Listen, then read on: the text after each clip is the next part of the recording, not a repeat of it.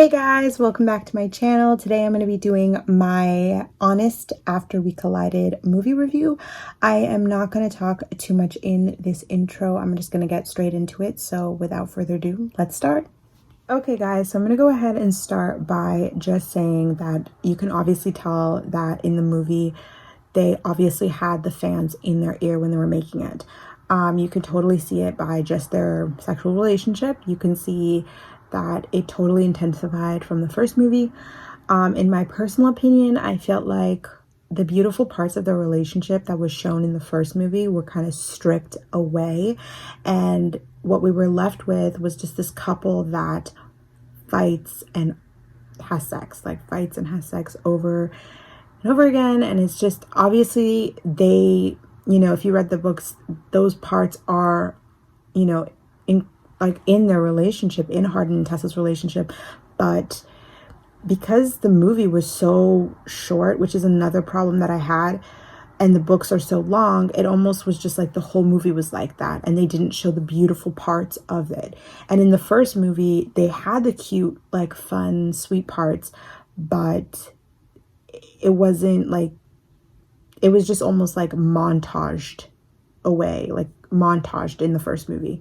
I just felt like I would have liked to see more cute scenes of them just being a couple and happy, where there wasn't any aggressive fighting and just the sex, it would have been cute. There was a scene in the movie where they were on the couch and they were just kind of together and talking, and I think that's really cute, and they could have done more of that.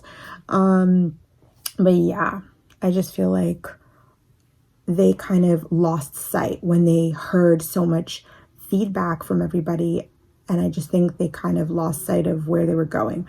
Also, I feel like they could have gotten people that really understood the characters. And I know Anna was the screenwriter, but I feel like they could have done a lot better with that, and they should have got a professional screenwriter for this movie.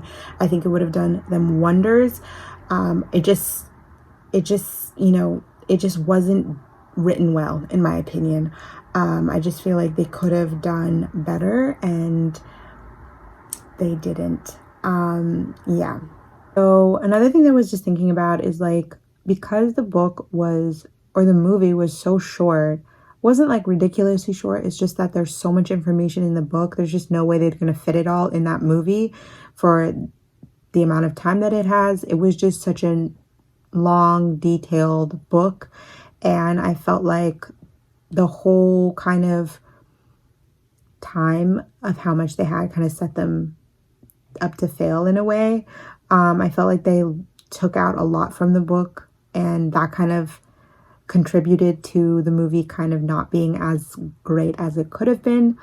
Also, the girl, I just don't remember her name in the I don't remember her name, but the girl that Hardin did dirty, in the book, she was the causing factor to why he left England, if I remember correctly.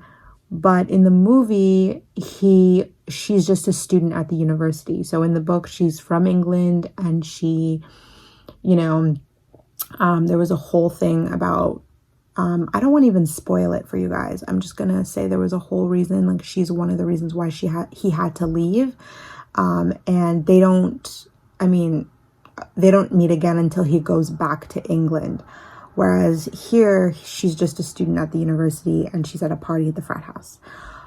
But that's just something that they changed, and yeah, so it's not the end of the world, but again, like I said, they took out a lot from the book in order to cram whatever they felt like was important in the movie, and I felt like that was also played a part in their downfall.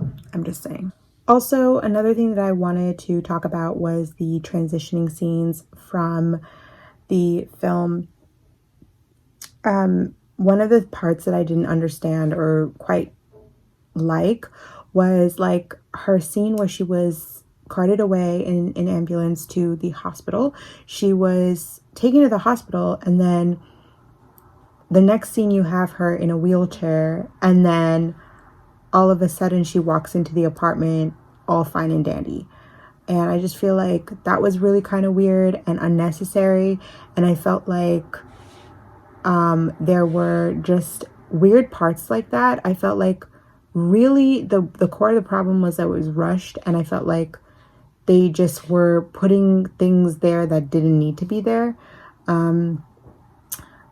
Like, I think one of the biggest problems, again, like I was saying, is like the first movie, it was rushed. Now, in the first movie, I felt like the relationship between Hardin and Tessa was really rushed. But in this movie, I felt it was just like the movie was rushed, if that makes any sense. And what else did I not like? There were some really cringy parts, like Noah. I'm not even going to say, just his scene in general was cringy as fuck. That weird little hug. What was that? Yeah, so that was just weird and uncomfortable. And what else did I not like? Let me see. I have notes down here. I'm just gonna quickly cart through them. Oh, let me just say, the lack of relationship with Landon. I'm going to say lack of relationship with Landon. I don't know why they can't. Again, I'm boiling it down to the fact that they didn't have enough time, honestly. But if you read the books like myself, you'll know that her relationship with Landon is so important, and they're just they were not able to do it right. They did him so wrong. I love Tessa and Landon's relationship, and I just think it was done horribly in this film. And I just did not like it. That one scene in the car where they're together, it just did not feel friendly. It didn't feel like best friends talking. It just kind of felt not good at all. And I saw the movie with my sister, and she even said like it felt almost like an Uber driver and, you know, the customer or something, whatever you call the drivee or the driver, I don't know. But it just felt really not like two best friends. And to transition into Trevor, I'm going to say I felt like Trevor's relationship, like what we saw between her and Trevor was more like friends, you know, the scenes of them talking and having lunch and all of that stuff. And I totally get that they had to utilize Dylan and really like make him in the movie. And so whatever time they had to use him. So I understand that, but it really kind of just didn't make sense. Like, is he her best friend or is Landon? I just did not get that. Another thing that I didn't get is that time where they were separated, I felt like was not done well, in my opinion. I'm going to reference Twilight because I always think of Twilight when I think of like romance franchises. I think it's amazing and I really love it. I mean, some people might not, but I really love Twilight.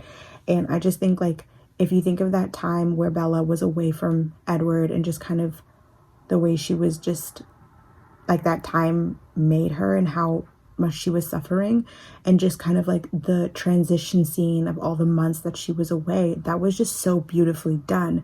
Whereas here, it didn't look good. It was just not it. I'm sorry.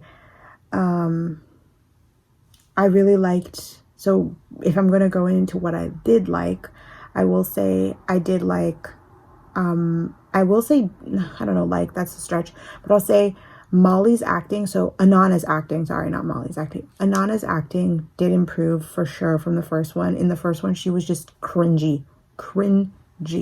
I don't know, I just it was not my cup of tea. But in this movie, I think she improved a lot more. As far as like the rest of them, like main cast, as far as acting, I feel like we saw more of Hardin's acting in it. And I think he's improved a little. I feel like Tessa's character, Tessa, the character in the movie, for some reason, I don't feel like I have connected with her like I did connect with the one from the book. I just feel like there's this thing up with me and I didn't like it, but I really really connected with Tessa from the books. So there's that. What else do I have in my list of stuff?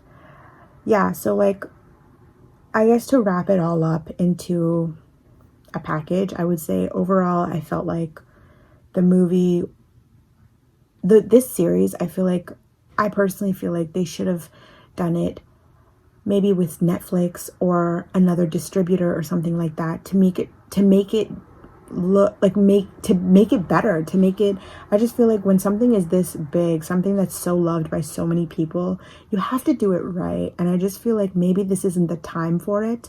And when I say that, I wanted, like, an example of this would be like the Selection series.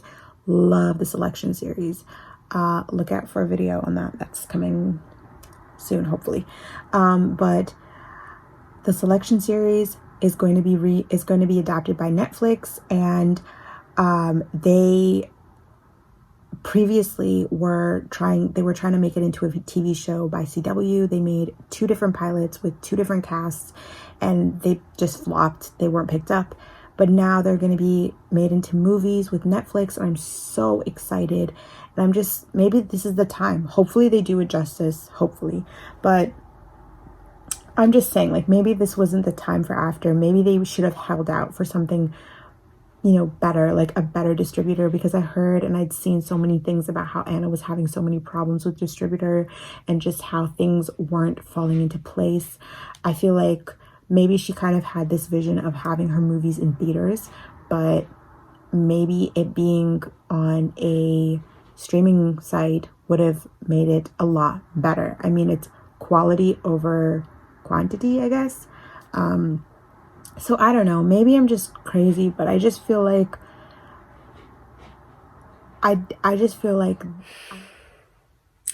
okay guys, this is me in the middle of editing.